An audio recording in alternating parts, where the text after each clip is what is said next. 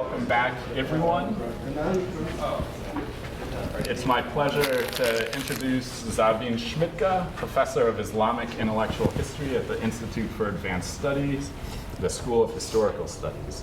Professor Schmidtke has an MA from the School of Oriental and African Studies in London, a DPhil from the University of Oxford, and before coming to the Institute for Advanced Study, she was professor at the Freie Universität in Berlin, and there she was founding director of the research unit on the intellectual history of the Islamic world. Professor Schmidtke's numerous awards include the World Prize of the Book 2002 from the Islamic Republic of Iran. Her work focuses on reconstructing the textual heritage and the intellectual import of the Islamic intellectual world from Iran and Central Asia to Turkey and Spain, including a current project to offer a comprehensive study of the Muslim reception of the Bible, which I look forward to very much. So please join me in welcoming our speaker.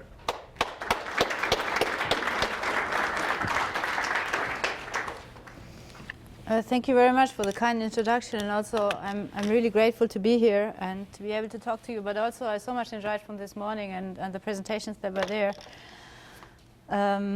So none of what you have mentioned I'll be talking about, because I'm going to talk about the Zaydi tradition, which is completely different from everything else I'm doing.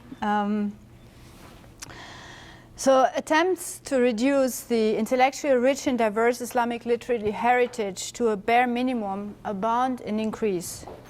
Mention should be made by way of example of the German Salafi organization that calls itself True Religion, and its distribution of free copies of a German translation of the Quran in pedestrian shopping areas throughout Germany over the past years. The sola scriptura attitude, which is one of the hallmarks of Salafism, is also actively promoted by the various countries, especially in the Gulf region, through sponsorship of the production and free distribution of translations of the Quran in nearly every living language of the world. Translations which invariably support the Wahhabi Salafi interpretation of Islam. These efforts are part of a global and generously funded campaign that aims at exporting a Puritan, anti-pluralistic interpretation of Islam. Reducing the canon of allegedly authentic Islamic literature to what encapsulates this particular brand of Islam is a strategy that is characteristic of Wahhabism, Salafism, and Jihadism and their respective proponents, including Al-Qaeda and its offshoots and the Islamic State group.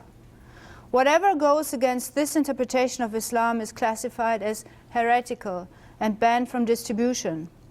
Moreover, libraries holding books and manuscripts that are seen as containing deviant views are targeted for destruction, as is also the case with historic monuments, shrines, and religious sites which have been destroyed over the past decades by Muslim extremists in an attempt to allegedly purge Islam. Mention should be made by, for example, of atrocities such as the destruction of some 300 graves and shrines of Sufi saints in Timbuktu during the Islamic militants' reign over the city during the summer of 2012, and their attempt to destroy some of the important manuscript collections in Timbuktu as they fled from French paratroopers in January 2013. Since many of the Timbuktu shrines are considered UNESCO World Heritage, the destruction at the hands of the extremists evoked an international outcry. It was mostly thanks to the courageous attempts of the people of Timbuktu that most of the thousands of manuscripts, among them a considerable amount of Sufi literature, alongside important titles in nearly all disciplines of Islamic religious learning, were clandestinely saved and smuggled out of Bamako. They are currently being preserved through digitization with generous support by various international funding agencies and private donors under the aegis of the Hill Museum and Manuscript Library at St. John's University in Minnesota.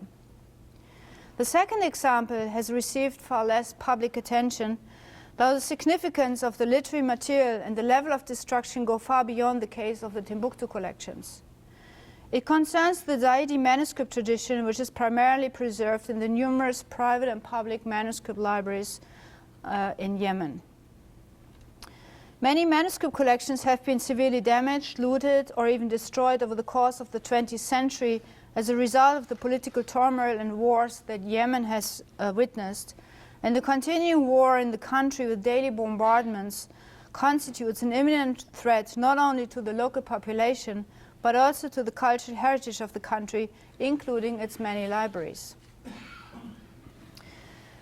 Details covering the period of 2014 to March 16, for example, are provided in a report by Anne Rigour and David Hollenberg, and you have the reference here. To be sure, the world heritage of Islamic manuscripts in its entirety is an extraordinarily rich one, and the extant Islamic literary tradition of the pre-modern period surpasses by far what is preserved, for example, in Latin and Greek. The Persis collection of Greek and Roman materials currently contains some 30 million words of Greek and more than 10 million words of Latin. The three most renowned digital collections of classical Arabic texts are Jamia Kabir, Shamila, and ShiaOnlineLibrary.com include at present about nearly 8,000 individual titles, which means about 1.1 billion words in total.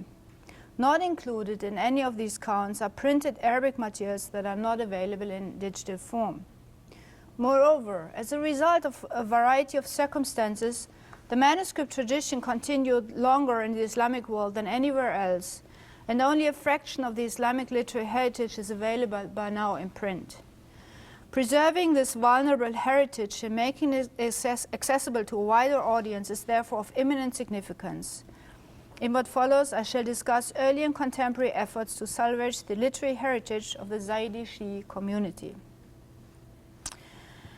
Now, as some of you certainly know, the Zaydi community is a branch of Shi'ism that had flourished mainly in two regions, namely the mountainous northern highlands of Yemen and the Caspian regions of northern Iran. The two Zaydi states that were established in Yemen and northern Iran in the 9th century of the Common Era initially constituted separate political and cultural entities. During the 10th and 11th century, the Zaydis of Yemen became increasingly isolated from their co-religionists in Iran as a result of their geographical remoteness and political isolation. The situation changed radically in the early 12th century when a rapprochement between the two Zaydi communities began that eventually resulted in their political unification. The political development was accompanied by a transfer of knowledge from northern Iran to Yemen that comprised nearly the entire literary and religious legacy of Caspian Zaydism. The sources, ijazas, chains of transmissions, and colophons to be found in manuscript codices, as well as biobibliographies and other historical works, inform in detail about the mechanisms of this process. Throughout the 12th century of the Common Era, a number of prolific Zaydi scholars from the Caspian region were invited to come to Yemen. They brought along numerous books by Khorasani and North Iranian authors and acted as teachers to the community's spiritual and political leaders, the imams, and to other scholars of Yemen. At the same time, Zaydi scholars of Yemen left for Iran and Iraq for the purpose of studying, the most renowned one being Qadi Ja'far ibn Ahmad as Abdussalam al-Buhluli, who left Yemen in 1149. The available sources provide a detailed picture of the journey that led him to Mecca, Iraq, particularly Kufa, and Iran. One of Qadi Ja'far's most influential teachers was Abu Abbas Ahmad al-Kanni, with whom he studied in Rey, one of the most important centers of Zaydi and non-Zaydi scholarship at the time. With his return to Yemen around 1158, Qadi Ja'far brought with him a large number of literary sources, Zaydi and non-Zaydi, that were subsequently transmitted through him. And here we have another example that also is a manuscript and shows us another way of transmission of material. And this is also the kind of material that also we are using when we try to reconstruct Qadi Ja'far's traveling and what he brought. So this is the title page of a Twelver work, hadith work by someone by the name of Ibn Bitrik, a Twelver scholar, hadith scholar, and what he was doing is that he went through the Sunni sources looking for hadith material that addresses the Imam Ali ibn Abi Talib. So in this title page, as you can see, and you have the transcription, nice transcription there, so it's easier to see. It starts with the title, Kitab Umda fi Uyun Sahah, blah, blah, blah. And then you have in the end of the third line, you have Tasnif, and then you have the name of the author, which is then coming up, Yahya ibn Hussein, Ali ibn Muhammad al-Batriq al-Asadi al-Hilli. And then it becomes really interesting because it shows to us, and this is a copy that has been copied in Yemen, and now we have two isnads that show us really how this text got into Yemen. First of all, وَفِي أَصْلِ هَذَا, we have a reading attestation by the author Ibn Batriq for his student by the name Afifuddin Ali bin Muhammad bin Hamid al-Yemeni as-San'ani, and the name is mentioned. It gives the place, namely Halab. So this is also an example that material not only came from Iran, but also in this case from Syria to Yemen. And it gives a date, 96 And then we have a second isnad, again introduced وفي أصل هذا وفي الأصل أيضا, that now we have a student of Afifuddin, namely Ali bin Muhammad bin Ahmad bin Hussein ibn Mubarak al-Aqwa, who then read this book together with his son. No, the son was before, Yaqut. Who read this book with his teacher, Ali bin Muhammad bin Hamid al-Yemeni as-San'ani. And this is now happening, and again we have a year, and this is now happening in Yemen. And this kind of documentation, it's just one, but we have hundreds of similar documents, either colophons, title pages, or at the beginning, especially for hadith works, at the beginning that we have full isnads, that these kind of documents allow us to reconstruct this transfer, which stretched over a couple of hundred years, from material in Iran and other places, Halab in this case, Syria, into Yemen. Now, during the reign of Imam Mansur Billah, who died 1217, the knowledge transfer to Yemen reached its peak. The Imam founded a library in Zafar, his town of residence, for which he had a wealth of textual sources copied by a team of scholars and scribes. More than 700 years later, in 1929, the rich holdings of this library, which had continued to grow under his successors, were transferred from Zafar to the newly founded Al-Khizana Mutawakkiliya in Sana'a, which had been established by the Imam Al-Mutawakkil al-Yahya Hamid ad-Din. The library, which is housed even today in the complex of the Great Mosque of Sana'a, is also known as the Maktabat Sharqiyya or also Maktabat al-Awqaf. Now, during al-Mansur's reign, the intellectual dependence of Yemeni Zaydism on the northern Zaydi states was inverted, and the relationship became the opposite. This is suggested, on the one hand, by the fact that the Imam dispatched Yemeni scholars, not only for the purpose of learning, but also in order to teach to Iran, and by recent discovery of some texts from Yemen in Iranian libraries. So these are pictures inside the library of the Jami' Kabir, the Maktaba Sharqiyya. And I wanted to show you a couple of examples of typical features of manuscripts in this library. First of all, we have documentation in each manuscript that is kept in this library of the transfer in 29 from Zafar to Sana'a, and the typical indications that we have. On the one hand, this note, which here starts at the upper margin and goes around, where it's explained that this book is one of the Waqf books from Zafar that had been transferred in that year to Sana'a. And we have the library stand of the Khizana Mutawakkiliya, which is also typically found there. Here's another example. We have the same two features. We have the stamp of the library. We have the note here. In this case, it's added somewhere else. And again, we have here yet another manuscript from the same library. where here you have in the bottom of the title page, you have an indication that it was at the time copied for the library of the Imam.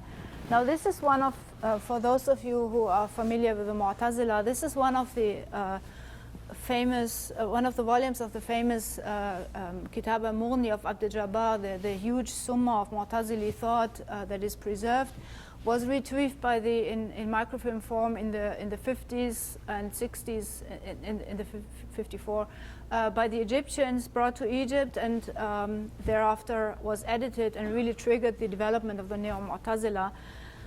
So there is one out of, in total, 16 volumes. 4 volumes are lost. Now, what is interesting, and this is where it's important that you also look at manuscripts.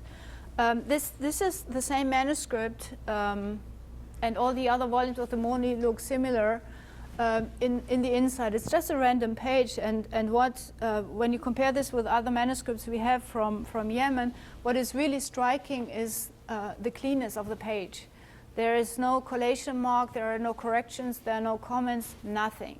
And all volumes that we have, all of them, they look the same.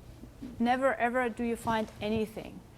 There are no reading remarks, marks at the end of any of the volumes. Now, this is interesting, especially if you think that the Maktabat al-Awqaf is the only library in Yemen that has copies or volumes of the Mughni. And when you then look at the later theological literature of the Zaydis in Yemen, you find that there's no quotation of the Mughni except among the imams, which then tells us something about the openness, accessibility of this kind of library. Apparently, it was not accessible for the normal scholar who wanted to read. They had their own libraries, but apparently this library was exclusively meant for the ruler, and no one else had access to it, because of course we have no documentation how this library was used. So this is the only kind of indication, and it's just one example that we can have about this. Which of course is then interesting, because especially when you think about what is happening in our perception as researchers, we think this work was the most important work, but no one had it. The other explanation, of course, would also be that this is the fate of large works that are not being copied. People prefer to copy for themselves smaller summaries of this kind of works. And of course, we have the Shaykh al-Usul al-Khamsa, which was just one volume, of which we have tons of copies in all sorts of libraries in Yemen. But I think in this case, it's really the accessibility, because we have many other kinds of large, comprehensive works where we have many copies and they're very accessible. Now, in general, speaking in general, the Zaydi literary tradition is one of the richest and most variegated strands within Islamic civilization, and at the same time one of the least studied. The literary production of the Zaydi scholars stretched over more than 1,000 years, covering a wide spectrum of traditional disciplines such as law, legal theory, exegesis, Quranic sciences, traditions, geography, encyclopedias, medicine and mathematics, history and biography, grammar, philology, theology, and literary prose and poetry. Moreover, the Zaydis were at all times intimately familiar with the relevant intellectual strands beyond the confines of their own community and actively engaged in them, and the typical library of a Zaydi scholar would comprise not only works belonging to his own religious tradition, but also an array of titles of authors from other communities, Sunni, Tawashi, Ismaili, etc., including the literary legacy of the Mu'tazila, one of the most important rational schools in the history of Muslim theology. The Yemeni manuscript collections thus constitute a unique treasure trove for large segments of the Islamic intellectual tradition, Sunni as well as Shi'i, much of which has not survived anywhere else in the Islamic world. It is fortunate that the majority of Zaydi literature is still extant, mostly in the form of manuscripts. On the downside, the Zaydi manuscript tradition is widely dispersed. The most significant and by far largest collections of Zaydi manuscripts are housed in the many public and private libraries of Yemen. Estimates range between 40,000 to 100,000 manuscripts. In addition to this, several European libraries own considerable numbers of Zaydi manuscripts, about 10,000 manuscripts, as is also the case with North American libraries, where we have a bit less than 1,000 manuscripts. Of great importance are also the many libraries of the Middle East, especially in Egypt, Saudi Arabia, Turkey, Iran, and Iraq, and other places with significant numbers of Zaydi manuscripts. In view of the poor state of scholarship in the area of Zaydi studies, the challenges that result from the dispersal of the material, and the disastrous situation in present-day Yemen, the tasks at hand are threefold, namely preserving and studying the Zaydi manuscript tradition, as well as democratizing the access to these materials. As a result of the geographical isolation of Yemen, the scholarly exploration of its political and intellectual history and of its rich manuscript holdings started later than was the case with most other parts of the Islamic world. This holds true in particular for Zaydism, whose literary legacy has been preserved nearly exclusively in Yemen, where the movement was continually present since Al-Hadi al-Haq, who died 911, since he founded the Zaydi Imamat in the northern highland of Yemen with Sa'ada as its capital. The first significant study on aspects of the history of Zaydism in Yemen by a Western scholar was Ferdinand Wüstenfeld's publication of 1884 and 5, which contains a study on Imam al-Zubillah al-Qasim bin Muhammad, the eponymous founder of the Qasimi dynasty, and his two sons, Muhammad and Ismail, on the basis of the siras or biographies by al-Mutahhar bin Muhammad al-Jurmuzi. Towards the end of the 19th century, a number of European collectors and explorers and merchants sojourned in Yemen, where they brought together considerable collections of manuscripts, which they later sold to European libraries. The Austrian Eduard Glaser visited Yemen on 4 occasions between 1882 and 1894. Glaser had sold the manuscript purchased during the first and second journeys to the Königliche Bibliothek zu Berlin, that's State Library of Berlin nowadays.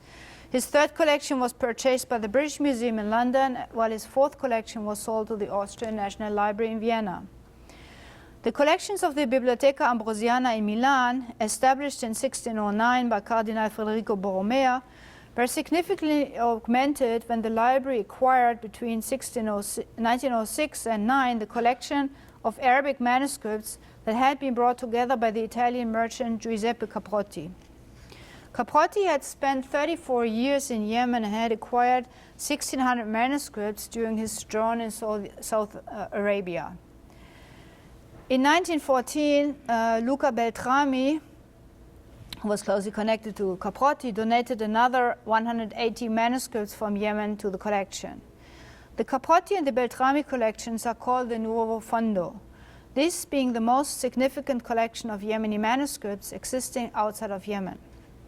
In addition, important collections of Zaydi manuscripts from Yemen are owned by Leiden University Library, the Bavarian State Library in Munich, the Biblioteca Apostolica Vaticana, Princeton University Library, the University of Michigan Library, Yale University Library, and we also have the phenomenon that some European libraries continue to purchase considerable amounts of manuscripts of Yemeni provenance throughout the 20th century, especially Berlin and Leiden. The last acquisition in Leiden was dated 2000.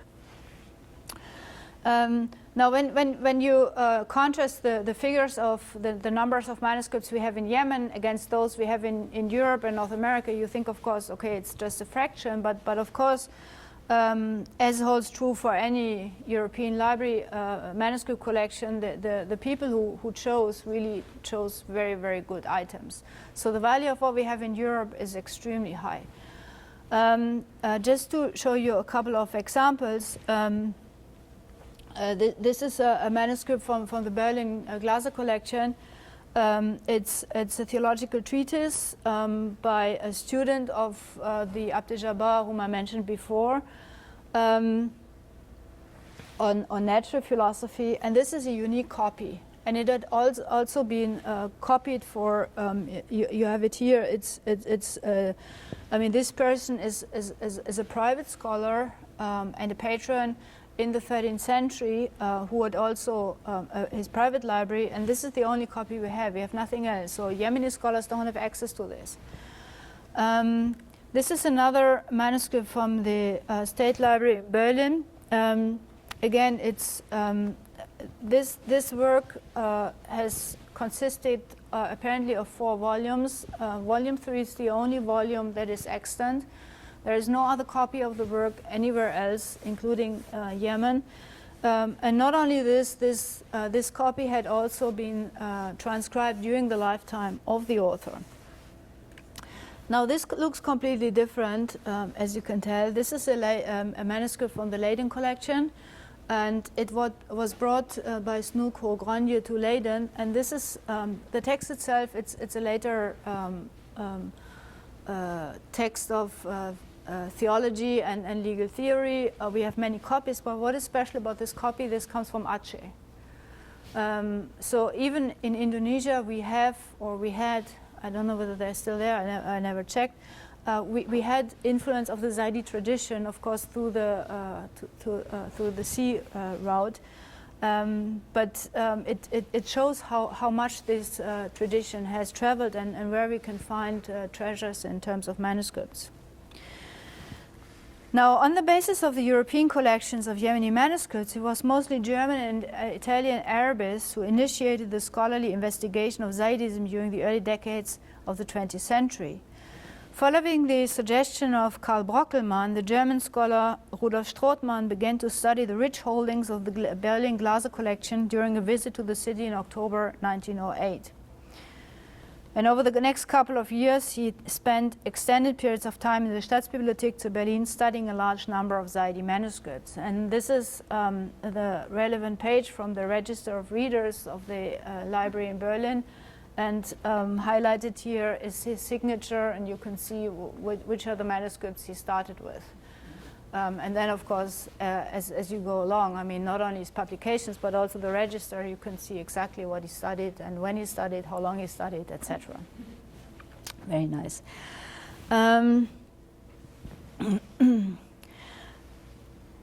Now, Strothmann had, over the years until 1923, a rich scholarly output on Zaydism, which basically laid the foundation for this, at the time, entirely new field of study. He wrote, as you can imagine, in German, and most people don't use him, but I was astonished when I was going through his stuff how relevant his studies still are, although they are that old.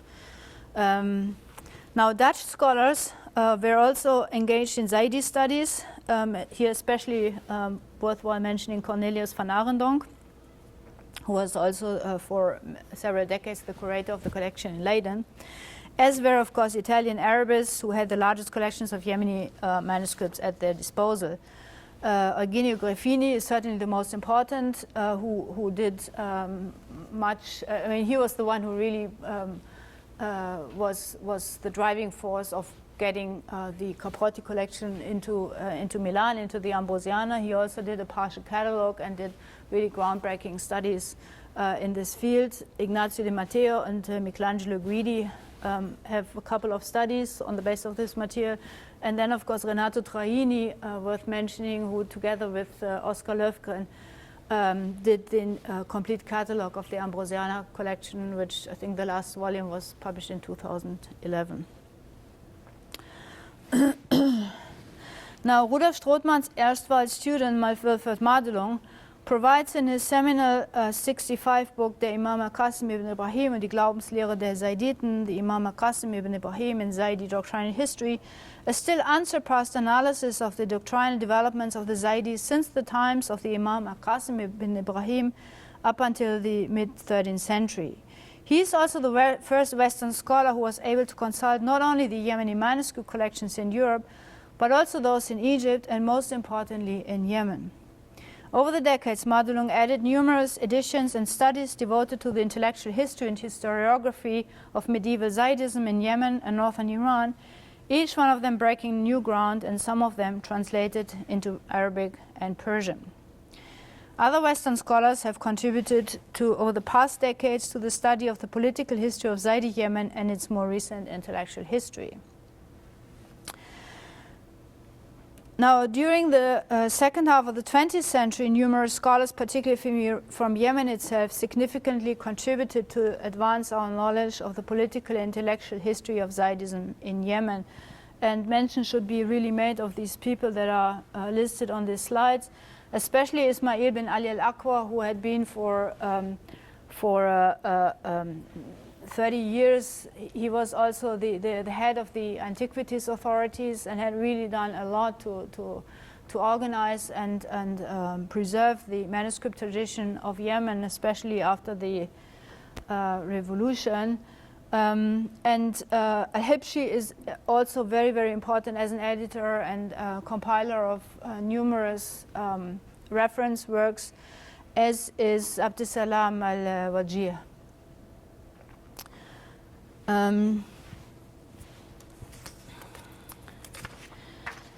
Now, outside of Yemen, Egyptian scholars have contributed significantly to advance the scholarly study of Zaydism and the history of Yemen in more general terms. And here I should mention especially Fuad Said and his son Ayman Fuad Said. Now, over the course of the second half of the 20th century and during the early 21st century, various microfilming and digitization projects have been carried out by teams from Egypt, Kuwait, Iran, Germany, and the US in an attempt to facilitate access to the manuscript holdings of the libraries in Yemen. In some cases, the original codices have been destroyed in the meantime, so that the microfilms and digital images are all that is left of them. At times, parts of the holdings of the libraries in Yemen that have been looted after later resurface elsewhere, in most cases in Saudi Arabia. The Yemenis themselves have done much over the past decades to continue these efforts and to produce duplicates, initially microfilms and in recent years digital images of manuscripts or entire collections. Now, despite the enormous significance of all these efforts, there are also several downsides. The Egyptians, and later on the Kuwaitis, had a selective approach in their choice of manuscripts to be microfilmed. They were aiming particularly at the literary legacy of the Mu'tazilites, as I mentioned before, the theological movement with the rationalist approach that dominated Islamic doctrinal thought between the 9th to the 13th centuries. They managed to publish a fair amount of works they had brought back from Yemen during the late 60s and 70s, and with this rendered a great service to scholarship. Moreover, the publication of these works evoked a reappraisal of rationalism as evidenced in the theological writings of the Mu'tazila, resulting in a movement that was summarized under the label Neo-Mu'tazila. The Iranians, who photographed significant amounts of Yemeni manuscripts during the early 2000s, had a far more comprehensive approach. In many cases, they filmed entire collections, including the holdings of the Maktab al-Gharbiyya, one of the two branches of the Library of the Great Mosque in Sana'a.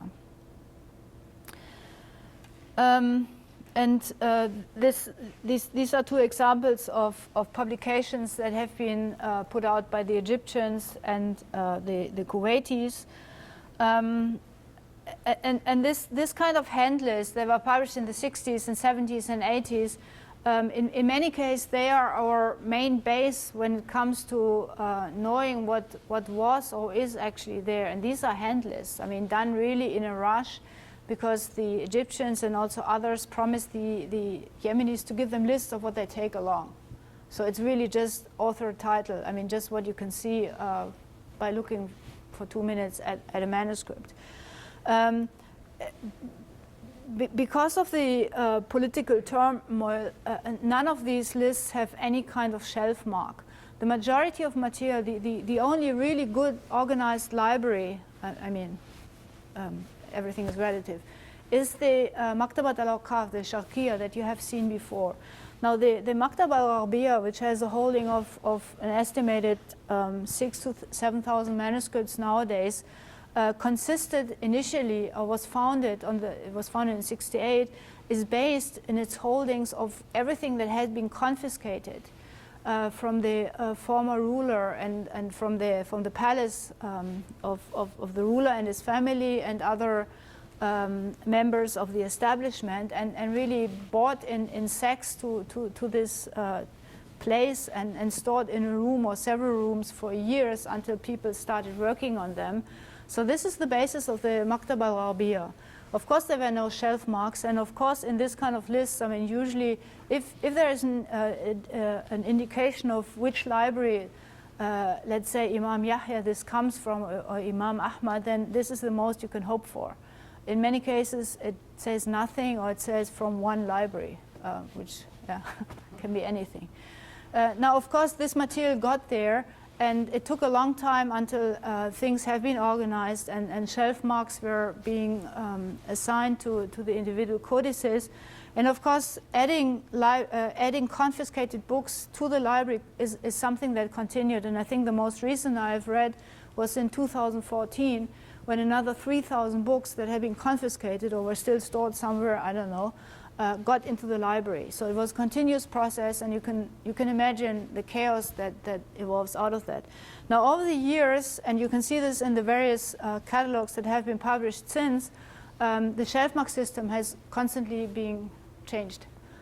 When I was there a few years ago, they had to go to their computer and find the current shelf mark, because the one that I had on the basis of the last published catalogs was again changed, so at least 2 or 3 times. This is highly chaotic. But it wouldn't be fun otherwise, right? Okay, so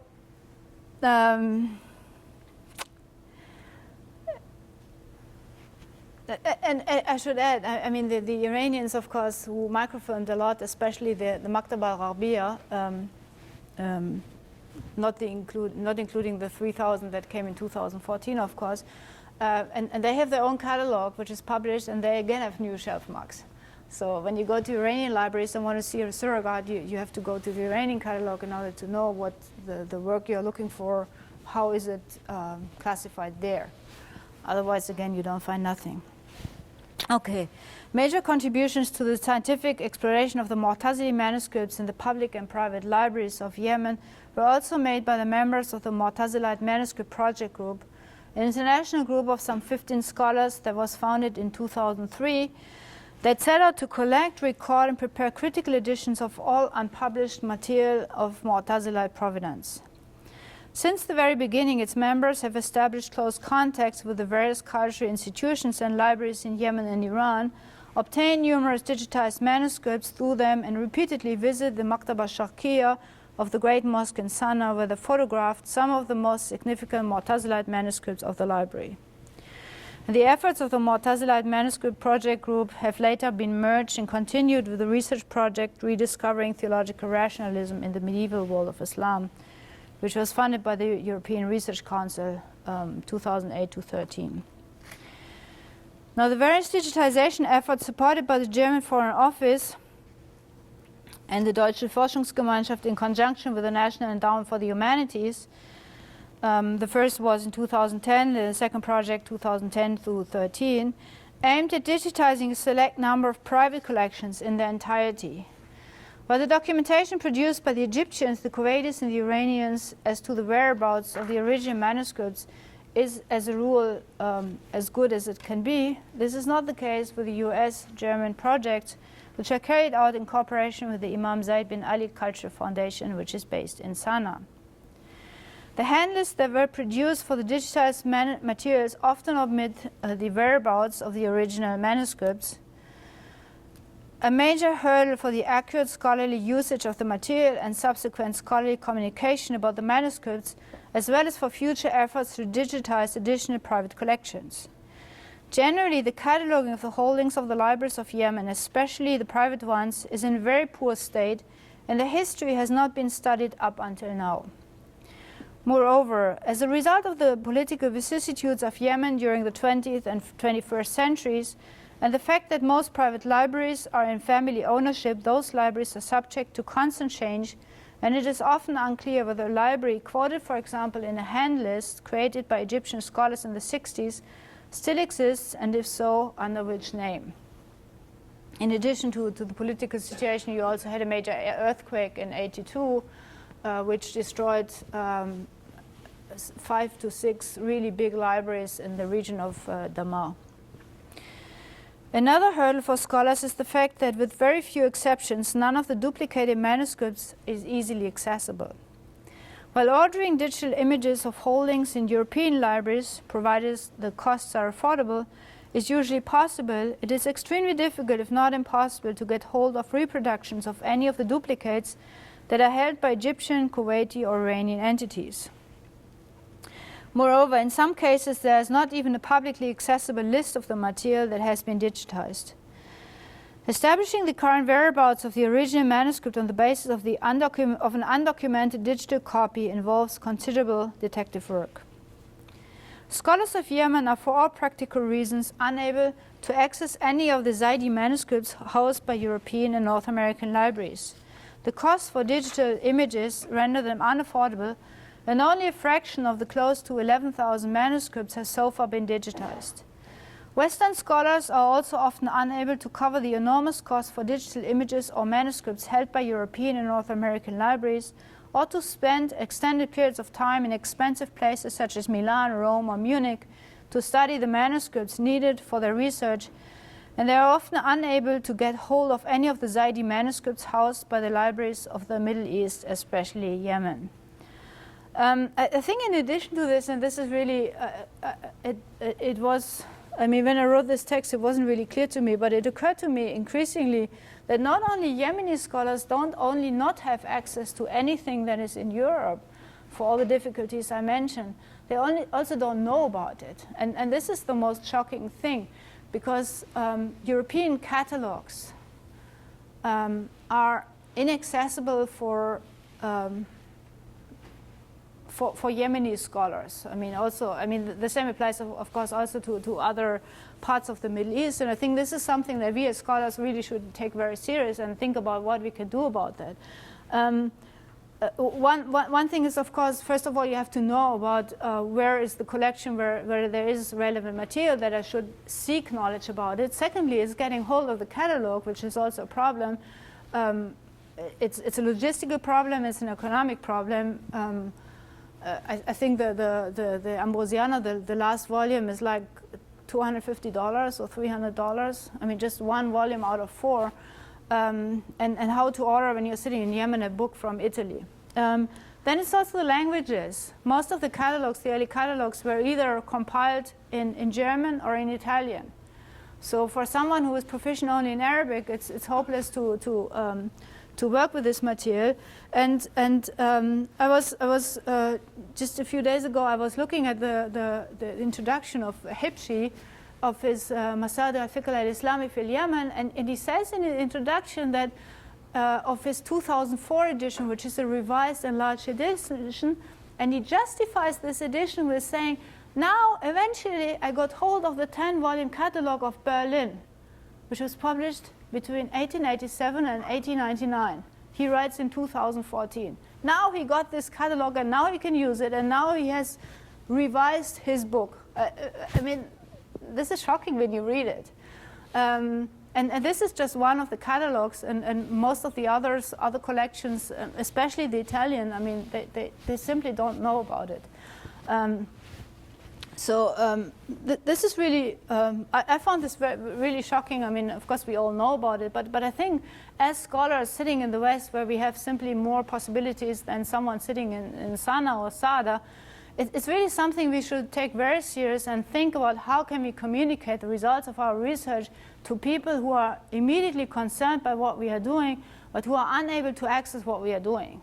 I mean, who are we working for? Who are we writing for? Who are we conversing with?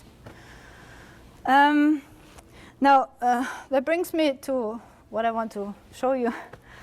Now, the most recent initiative to preserve the Zaydi manuscript culture and to democratize access to it is the Zaydi Manuscript Tradition, a digital portal, which is a joint project initiated by the Institute for Advanced Study in Princeton in partnership with the Hill Museum and Manuscript Library in Minnesota. It basically consists of 2 components which complete each other. While its digital portal is housed on the website of the Institute for Advanced Study, Himmel's virtual reading room, the vHimmel, serves as the repository for digital surrogates of manuscript codices. Now, the purpose of the ZDMT project is threefold. Through its digital portal, it will serve as a comprehensive research guide to all relevant collections of Zaydi manuscripts, providing precise information on the location of each collection with a full list of its holdings, by shelf marks, and the relevant bibliography for each single codex. While the portal itself will not contain any additional metadata on the individual manuscripts, each entry will then be linked to a corresponding entry in the virtual reading room of Hill Museum and Manuscript Library. This will provide a stable Himmel project number and permanent link for each manuscript, as well as digital images of manuscripts from libraries in Yemen and elsewhere in the Middle East, or links, of course, to digital surrogates if they are maintained by any other repository. In a second phase of the project, full metadata will be produced for the manuscripts included in the project using vHimmel's reading room cataloging tools. I should also mention that context that, as you can imagine, private libraries don't have shelf marks. So whenever we have access to the holdings of a private library, how do we refer to it in our publication? So by providing this, by uploading the images, by providing, to the extent possible, saying where this library, where this specific manuscript, to which library it actually belongs, and by assigning a number to it, a stable number, it's the first time that we create a reference framework for people to refer and for others to know which exact manuscript is this person referring to in his or her publication. Now, in addition to this, the digital portal will then function as a gateway to manuscripts within the confines of the ZMT that have already been digitized by a variety of institutions and libraries around the globe. We have a couple of, especially in Europe, but also in the US, a number of libraries with major holdings, as I mentioned before, who practice an open access policy, such as Berlin, Munich, Leiden, and also Vienna. Now and of course the portal will link directly also to the surrogates that are in those libraries. Of course, the downside is that most of these libraries have digitized very little. For instance, Yale has a collection of 25 Zaydi manuscripts. They have digitized a lot, but none of the Zaydi manuscripts. Out of 157, Munich has digitized 20. Out of nearly 300, Vienna has digitized 15. I think Berlin has most. They have about 200 manuscripts, Zaydi manuscript digitized. But in addition to this, we will also upload them, and partly already did so, into Himmel, so that they are also on two servers, which of course makes the material more sustainable and safer. Now,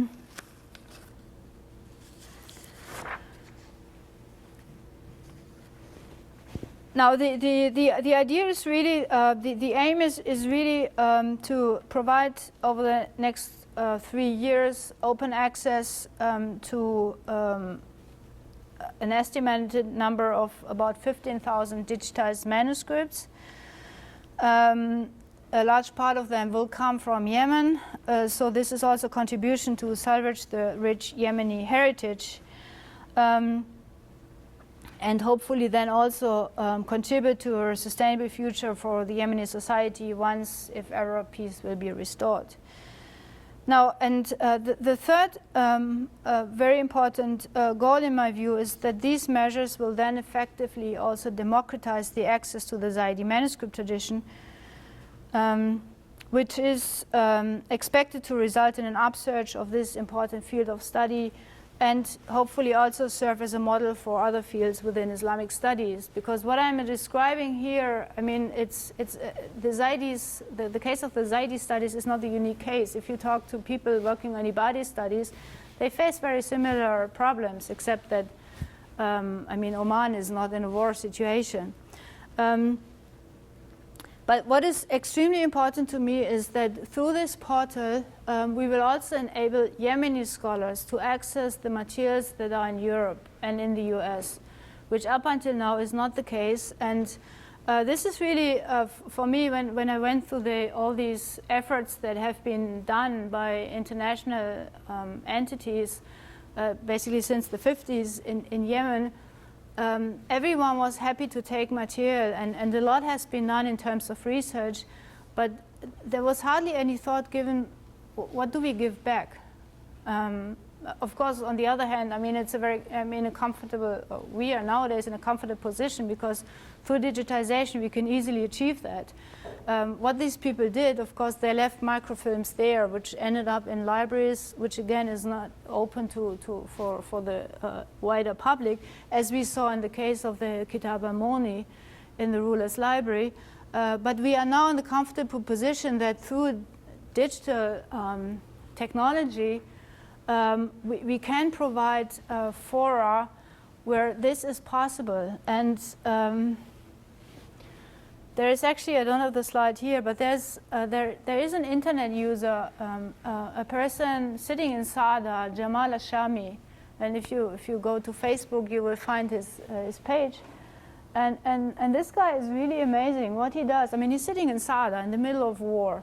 And what he does, he accesses the repositories of especially Berlin and Munich and retrieves manuscripts and publishes them.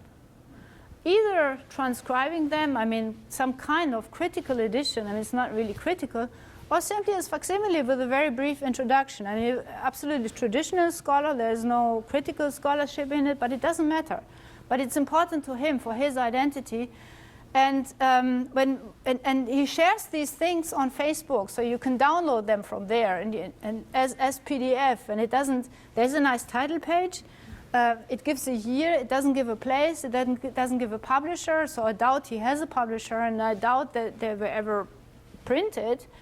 But he's distributing this material. He's using the stuff that is in Europe, and he's distributing it, giving it back to the community, both in Yemen and worldwide through Facebook, by making this stuff available. And I think this is, I mean, it's really, when you think of our conditions of research, I mean, we have nice libraries, we have money, people pay us, we have research budgets, everything is great. I mean, still, there are things to complain, but I mean, compared to someone sitting in the war, right? And this guy has nothing. I mean, he's really living in a war situation, and somehow, I don't know what he does for a living, and he still finds the time to work on manuscripts. And not only for his own pleasure, he also thinks about ways, in this very primitive way, in this very limited circumstances, of giving it back, giving it, sharing it with the wider community. I think this is just great. I think this is everything I have to say. Thank you.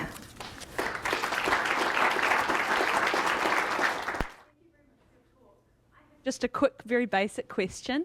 If there is this amazing scholar working in Yemen, is this project going to give funding to that scholar and scholars like him? Because it seems like if they're already doing this great work, they've already figured out the digital accessibility issues, they already have the networks. So is there a way you can conceive of tying this ZMT project into those networks that are already operating? Yes. Well, first of all, I should mention I don't have any funding yet. So if you know anyone, any donor who wants to fund me, I'll be very grateful. I mean, this is basically, it's what I'm doing, and Himmel is very supportive, and I have one IT person at the Institute who kind of squeezes out every minute she has to help me set this up, but I have no funding yet. So it's that's the one thing. I'm not quite sure whether I understood your question correctly, but in general, my approach is I want to be super inclusive.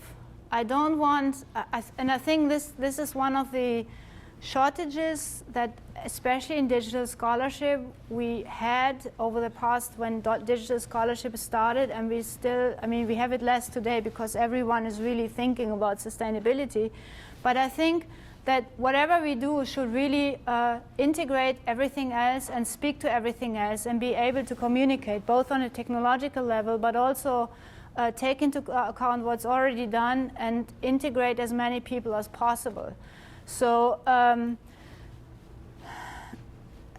mean, material-wise, as I mentioned before, among the Western collections, only a fraction has been digitized, and I do hope once I have funding to get much more digitized and get it out there, so as to make at least the European collections available for everyone as soon as possible.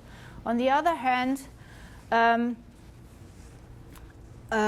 I also want to integrate as many images as possible, manuscripts from Yemen, into the system.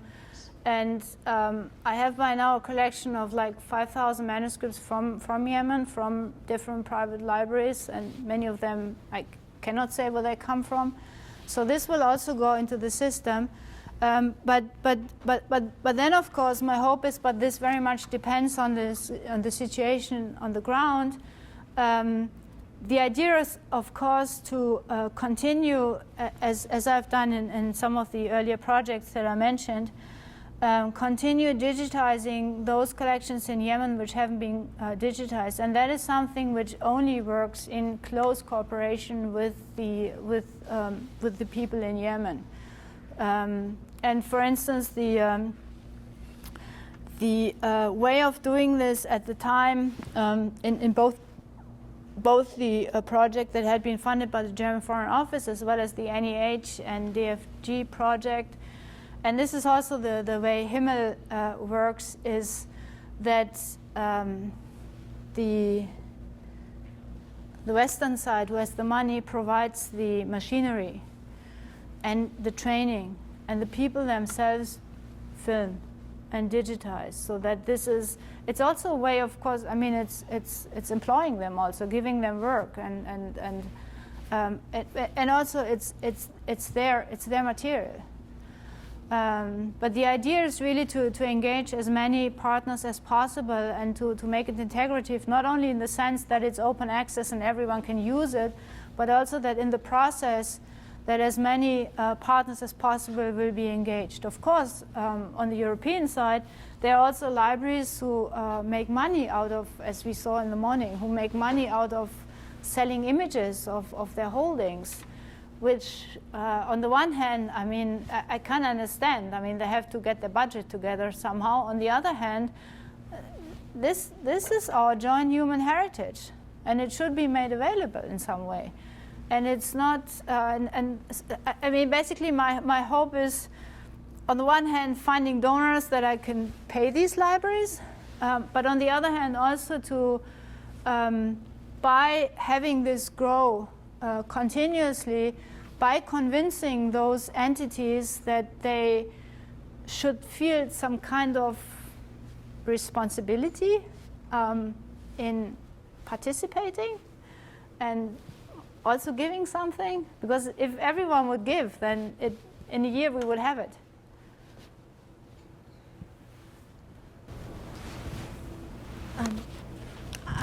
That was great. I'm going to ask a question going back to the materiality of the manuscripts. The manuscript you showed from Maktaba al-Sharqiyya, 543, I think, the one that belonged to the imam. There are no catchwords. No.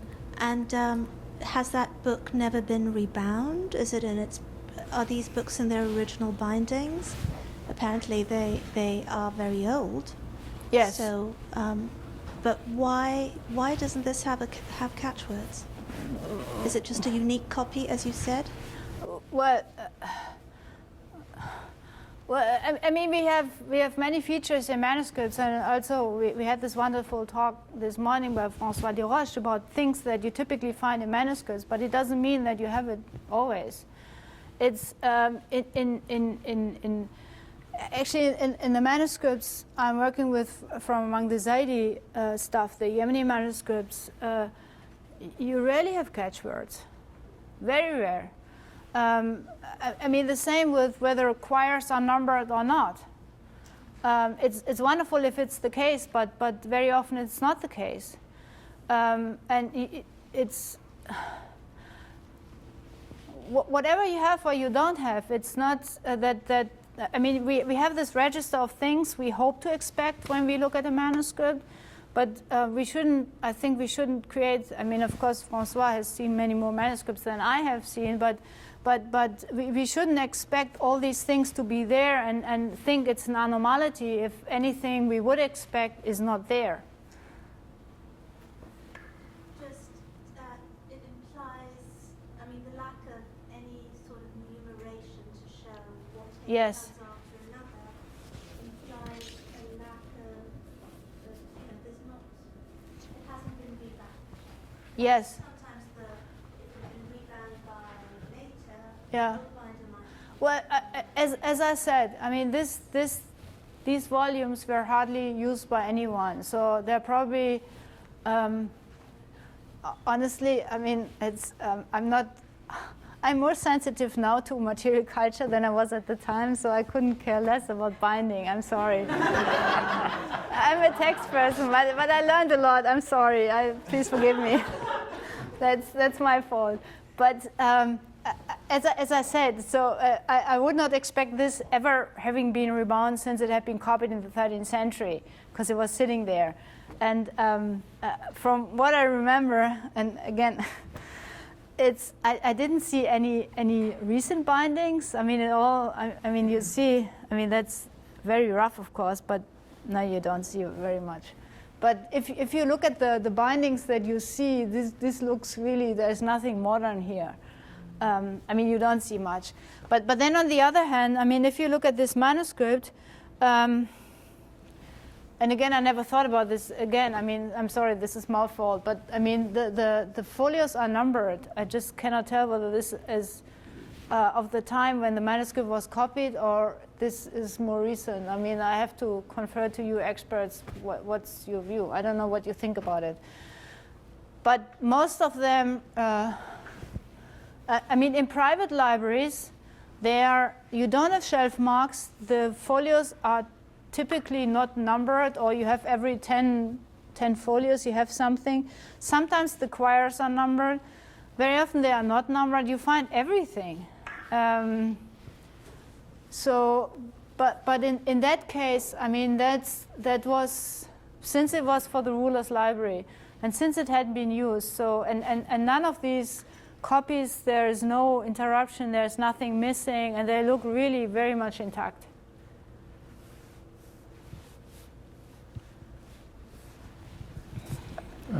Before I ask a question, yes, it may depend on the folio on which the photo has been taken. You have a lazy copyist solution for the catchwords on the verso, on the folios in the first half of the quire, and on the last folio verso. So in the second half of the quire, there is no catchword because it's enough to give the order of the quire. So this might be possible.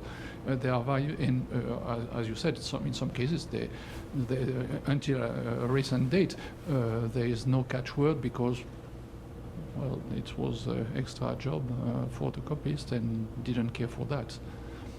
A very stupid question. Of course, you must have been asked often if you came across any manuscript from the Fatimids library, because it was the dream in the 70s to find in Yemen a manuscript from this library. Of course, it's not the same affiliation as the Zaydi, but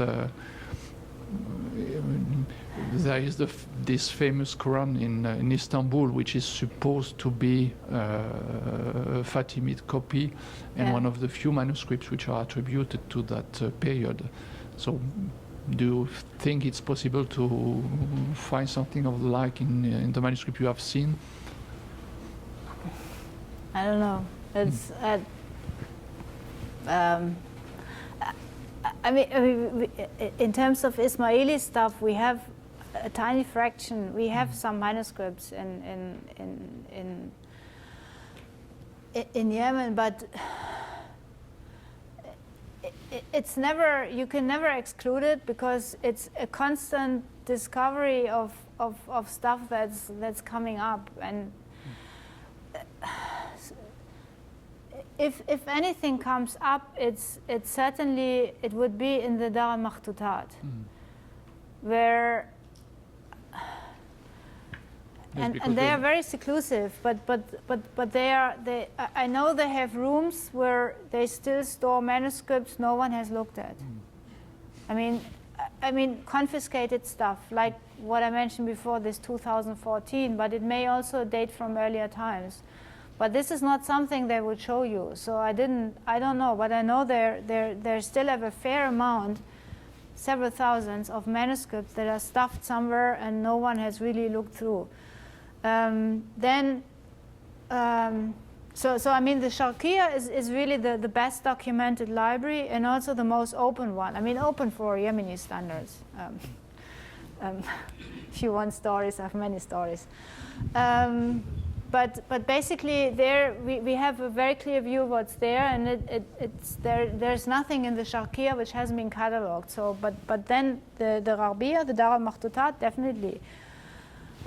Whether we can find there are chances anything of that material, I'm unable to say. And of course, then we also have a couple of very old family libraries, where we know that they really have material from the 12th and 13th century that are completely closed. They are only open to members of the family. They don't let people digitize. They don't let anyone outside the family go into the libraries. Some of this, in some cases, we know on the basis of historical sources what they had, and I mean we have. I mean, Hibshi did a couple of catalogs on some of these libraries, and that's really breathtaking. And the problem is that for the private libraries, everything we have in terms of catalogs is all partial. If you go through Hibshi, I mean, it's just not. That can't be everything. Because we have, in some cases, we have numbers given to us of how many volumes this library have, and then, I mean, if someone says, or several sources say, well, this library has 1,000 volumes, and then we have a catalog of 50. I mean, it cannot be. I mean, of course, you always exaggerate. I mean, you say you have 10,000 and you have 5,000. But it's not between 1,000 and 50, it cannot be. I mean, these catalogs must be partial. And so there is, in Yemen, many things are still possible. I just wanted to ask, from what you know of these collections, can you estimate what percentage of them are on paper and what percentage are on other substrates? Is it mainly paper? Everything is on paper. I would really love to get a look at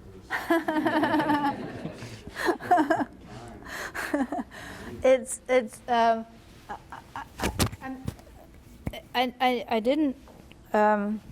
I never worked on the Quran fragments in Yemen, so I can say nothing about them. But as far as I see, this is a completely separate collection that was stored there. This material is entirely different. It originated with the Zaydis. There is nothing but paper, and I think the earliest manuscripts that we have, and it's few. I mean, 13th century we have a lot. We have some 12th century stuff, and I think we have very, very few 11th century, which, if I'm not mistaken, are in Milan in the Ambrosiana, not in Yemen. But it's really, I mean, it goes with this political development. I mean, once you have this influx of people, material, and books, it really, it goes off like a rocket. Before there is nothing. I mean, it's also, I also find it astonishing that we have all these copies, that especially those that have been done for the library of Mansur Billah in the 13th century. And most of them say, which is why we know really how this transfer functioned, on what basis. I mean, what the original copy, the Vorlage, who copied it, who brought it, it's all there. But we hardly have any of these earlier manuscripts. I have no clue what happened to them, because because this copying activity happens in Yemen. So they brought the manuscripts there and they copied them, but we don't have this early. I don't know what happened to them. I have no idea. But I mean, maybe a handful are there, but not more. I mean, compared to the thousands and thousands that have been done afterwards. I have no idea. Quick question, more of a footnote. So you mentioned there were a couple of digitization projects on these collections by Egyptian scholars in the early 2000s. Was that sort of swept up in the Bibliotheca Alexandrina? No. Early 2000s is Iranians. Oh, Iranian, okay. The Egyptians were there at 3 occasions. There were 54, again, I think 61, and then 74. Okay. And after that, nothing. I mean, nothing organized. Then the Kuwaitis came in the 80s. They were very strong. They also funded they built the university. They built the Dar Qutb. And they also digitized, microfilmed a lot. That is nowadays somewhere in Kuwait. And then the Germans were there with not much impact. Mm-hmm. Okay. Sorry. And then the Iranians came. They were there, I mean, at the turn of the millennium, they really did a lot. And that was the digital age, the beginning of the digital age. And what they had done was then taken over by some of the Yemeni NGOs, especially the Imam Zaydi bin Ali Foundation, but also some others, who then continued digitizing private collections. Okay, thank you. And I think we have time for one last question, which may get us warmed up a little bit for the seminar discussion.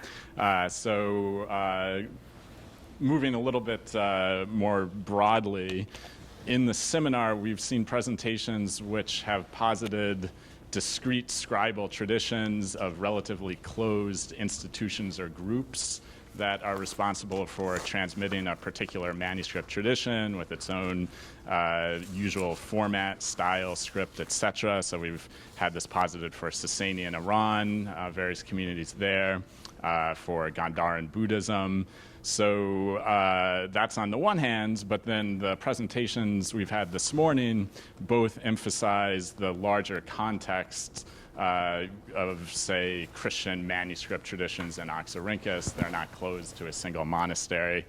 The owners we know of Christian manuscripts were more active with the classical tradition. We know from other evidence, and similarly with the, if we're just talking about with the Arabic manuscript tradition, it's very difficult to consign it to, obviously, there are many different groups. So I guess what I'm asking is, with your Yemeni Zaydi manuscript traditions, it does seem like the manuscripts moved as a group from northern Iran to Yemen over a particular, 1 or 2 centuries, I'm not sure how long, and then were copied mostly exclusively in their new habitat location in Yemen.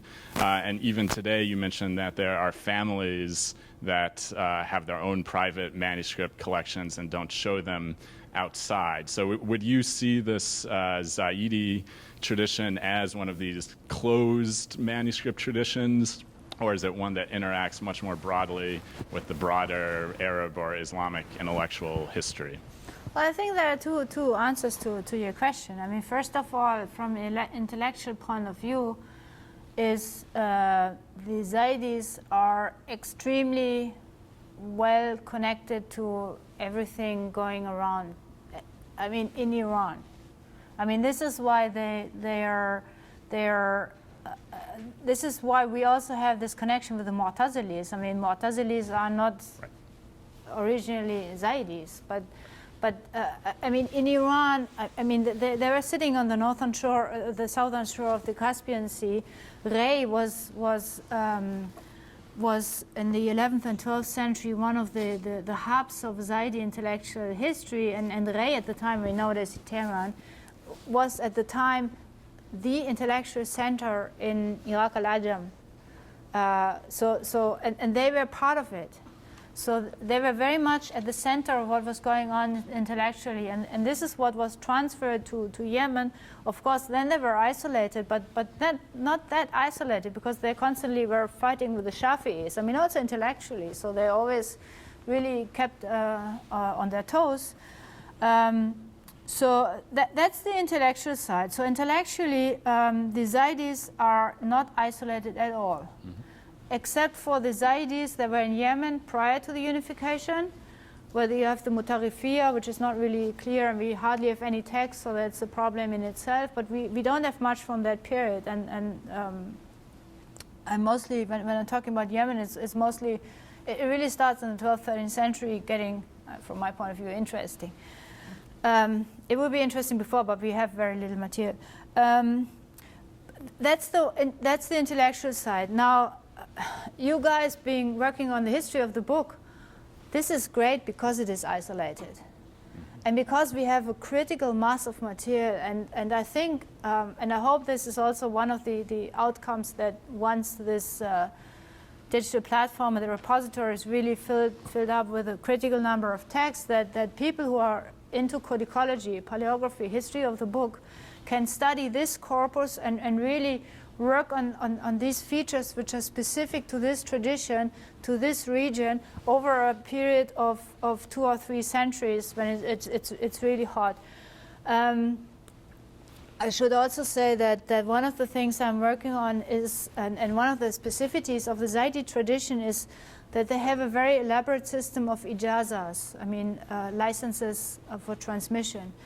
And I'm doing this together with a colleague, and we have collected over a period of 300 years, we have selected like nearly 200 ijazas, extensive ijazas, and the nice thing about them, they are dated and they are documentary material. It's not literary, and it's not, you know exactly who is talking, you know exactly the teachers, you know exactly the book titles, it's dated, it's with places, everything. And you can really see in this transfer of material that from decade to decade, which titles came into Yemen and were added to the corpus, to the canon of what was there. So that, taking this kind of material and the manuscripts themselves and the texts themselves, and also the manuscripts of material objects, I think for anyone working in the field of history of books, this is heaven. And it's in a way it's very parallel. There is this the Maktaba al-Umariya in Damascus, which has all the Hanbali stuff with hundreds of sama'at between the 13th and 15th century, which is also completely preserved nowadays in the Maktabat al-Asad in Damascus, which is also such a huge but close corpus, which really gives you an insight into one specific tradition, not only intellectually but also as book history, which again, and it's completely different region, it's completely different group, but I think these two things are really parallel, and studying them, even studying them alongside. That would be, for the field of manuscript studies in our field, that would be fantastic. That's for any of you, because that's your specialty. It's not what I'm doing. Any further questions? Please join me in thanking our